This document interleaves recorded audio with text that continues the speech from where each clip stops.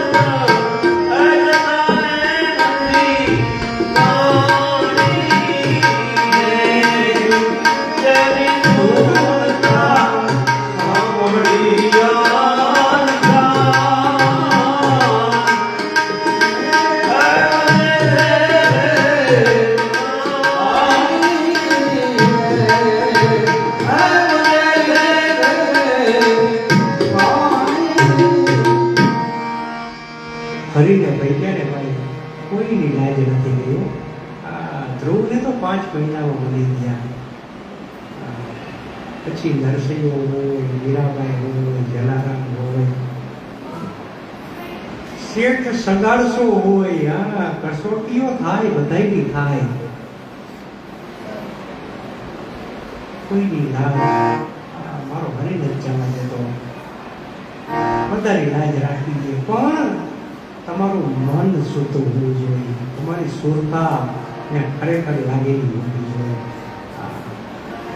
સાહેબ સત્કર્મ કરો, સત્કર્મ એ ગુપ્ત રાખો. હા, તમે કોઈ વસ્તુ નિત્ય કરો છો, ધારો તમે રોજ દેવ દર્શન કરે છો, રોજ તમે 2-5 માળા કરો છો, તો તમારા મોઢેથી કોઈને કીધું નહીં કે હું આ કરું છું.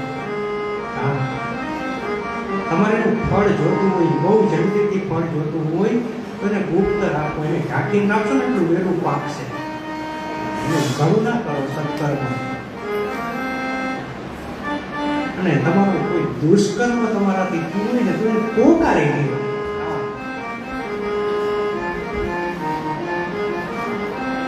એ પોકારો ને એટલે એનો પશ્ચાતાપમાં ફળ મળે.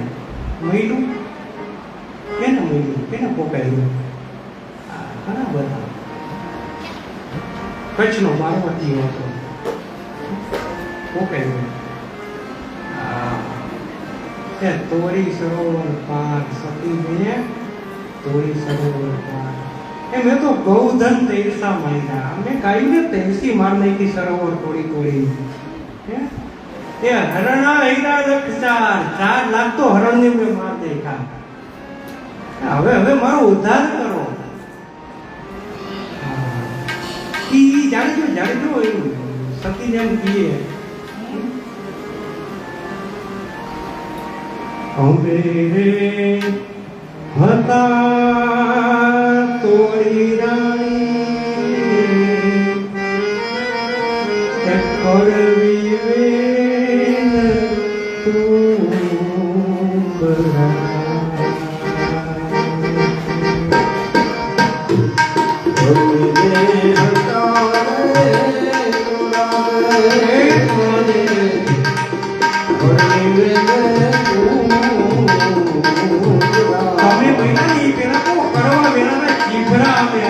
ફરક શું પડ્યો?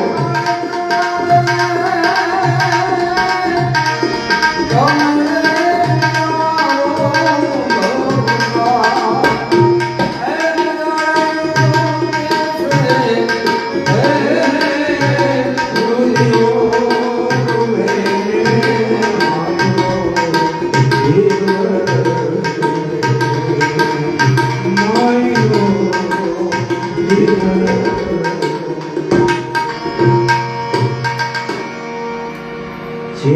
જગનો ચોરકો પલમાં કીધો પીર અંજાર જઈ કઈ દર્શન કરજો પીર કહેવાય તો સાહેબ એક જ સંગનો ફેર થયો